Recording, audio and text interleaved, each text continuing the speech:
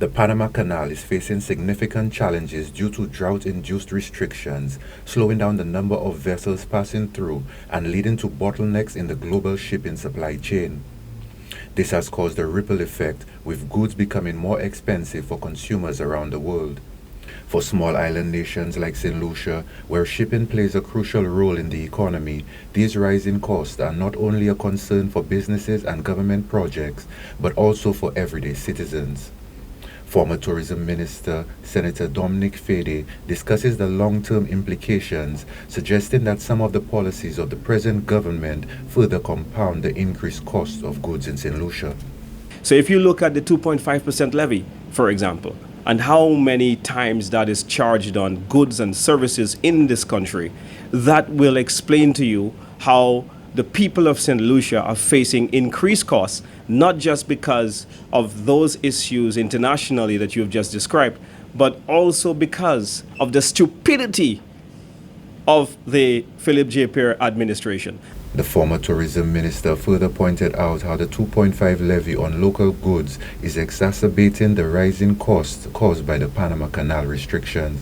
Look at when he said that the 2.5% levy would not have an impact on food. What did KFC do? We see a notice coming out from KFC to say because of the 2.5% levy, that is not really a health and security levy. We found out later it was a policy-based loan to get a loan from the CDB. So what we continue to see are brainless, senseless policy positions by the government of Saint Lucia in the middle of an inflation. I will challenge you to go and find 4 or 5 countries that have increased taxes on their people during an inflation crisis. Central banks around the world were doing their best to mitigate the price of goods. They raised interest rates on companies so that they could slow down the consumption.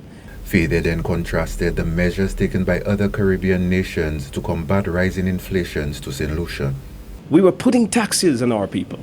In St. Kitts, they were giving people subsidies.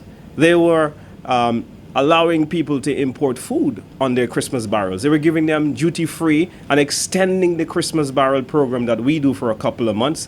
They did that for at least 6, 7, 8 months at a time so that people can get some relief. In Grenada, they were capping the price of gas.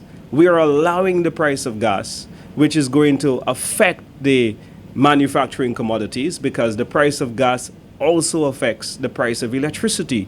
Fedee emphasized the impact on the manufacturing sector as a result of rising gas prices. Any local manufacturer of food, you're going to see a spike in their cost, and they're going to pass on those extra costs to the consumer.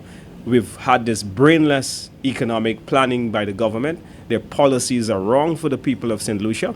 We've seen them picking up, doubling the amount of excise tax, and they are coming and giving us bogus figures about the level of subsidies that they are giving for the people of St. Lucia.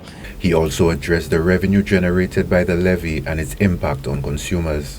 If you check the amount of excise tax that he has raised on the backs of the people, you will see that that number has doubled in the last 2 years, and they have collected record-breaking revenues while the people of St. Lucia continue to suffer at the pumps, at the gas station, at the supermarkets, and in other places of commerce. The challenges posed by the restrictions on the Panama Canal have created a ripple effect, driving up global shipping costs and ultimately leading to higher prices for consumers worldwide. For Choice News Now, I am Darrell Lionel.